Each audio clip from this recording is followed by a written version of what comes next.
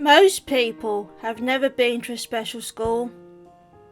This means they don't know what it's like to work or study there. How are special schools different from mainstream schools?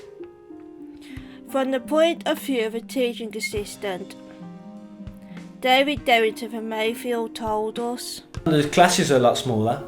Mainstream, I think when I was in that mainstream for a week or so, I think there was like 20 plus kids in one class, and it was just one teacher and one TA, where in a special needs school, though we've got those challenges, you have max 13, 14 kids, but quite large for special needs school.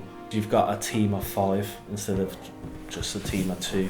You see it more as a team working together. Richard Marshall, a teacher at Dame Ellen Pinsett Primary, also talked to us about his experiences.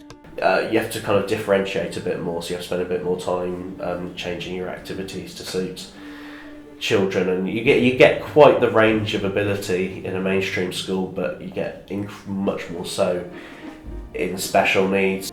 We have mercifully much less marking. I mean, that's a huge difference in itself, is just the size of the classes. You get to talk to every child in your class every day, but you also have a lot more sort of paperwork to do. You have to have a lot more kind of focus on targets, a lot more focus on what's now the Education, Health and Care Plan, which you don't need to do as a mainstream teacher. You have a SEN coordinator who does that. I think there's a lot more communication with parents here. It's not so much sort of animation where you'd be talking to them at the door, but here you would kind of write a lot more letters to them. You'd have to make a lot more phone calls to them, write in a homeschool book at the end of the day. So yes, there's a lot more of that, and sort of less so in mainstream. For the pupils, the difference is even bigger. Many that we spoke to have been bullied, ignored, or had struggled to be accepted in mainstream schools. So the special schools have helped them hugely.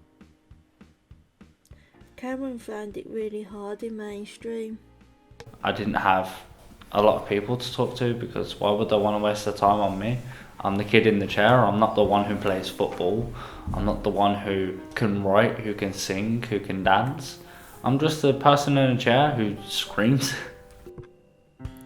Amy never went to a mainstream school. Although she's thriving now, she still found it hard at Dame Ellen Pinsett School to start with.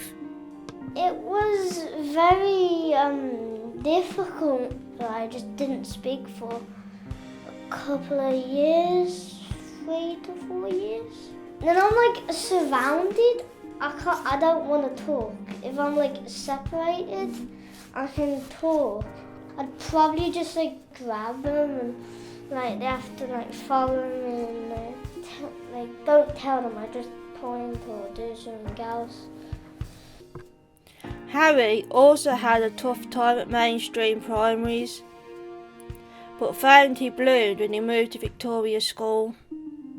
You are accepted more, I think. You're definitely accepted more, and people, they're pushing more. Because I thought beforehand, being at mainstream school, I thought mainstream school, they'll push you more, and this kind of place would just like keep you where you are. But it turns out it's the complete other way around, because I expanded more, and I started drawing, and I started playing the guitar, and I was meeting new friends. I was more comfortable, I was more confident, and I just bloomed more, way more.